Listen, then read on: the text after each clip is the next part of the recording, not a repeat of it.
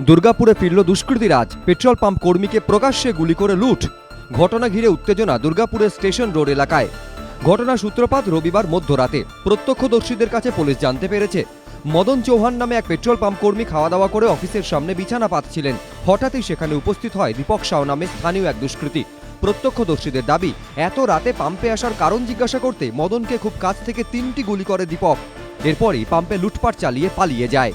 Petrol pump মালিক ও পাম্পের অন্যান্য কর্মীদের দাবি, গুলি চালানোর দৃশ্য দেখে তারা আতঙ্কে পাম্পের পেছনের দিকে পালিয়ে যান। এই সুযোগে পেট্রোল পাম্প অফিসে ঢুকে ক্যাশ বাক্স ভেঙে প্রায় 1 লক্ষ টাকা লুট করে বাইকে করে চম্পট দেয় দীপক। ভেঙেছে সেটা আমার ড্রাইভার বিরোধ করেছে, ওকে গুলি মেরে দিয়ে স্পট করে দিয়ে 3টা গুলি মেরেছে স্পট করে দিয়ে। ডাকাতি করতে এসেছিল, না হলে কাউন্টার কেন ভেঙে টাকা নিয়ে যাবে। নিরাপদ 1 লাখ টাকা কাছাকাছি নিয়ে গেছে। পুলিশ সূত্রে খবর, ঘটনায় মূল অভিযুক্ত দীপক সাউয়ের বাড়ি পেট্রোল পাম্পের কাছেই। তার বিরুদ্ধে একাধিক অপরাধমূলক কাজকর্মের অভিযোগ রয়েছে। দীপকের খোঁজে এদিন তার বাড়িতে হানা দেয় পুলিশ, কিন্তু খোঁজ মেলেনি।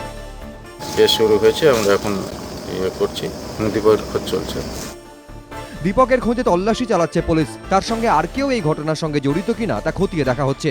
দুর্গাপুর স্টেশন রোডের মতো জনবহুল এলাকায় প্রকাশ্যে খুনের ঘটনায় ক্ষুব্ধ ও আতঙ্কিত স্থানীয় বাসিন্দারা। মনোজ বন্দ্যোপাধ্যায়, এবিপি আনন্দ, দুর্গাপুর।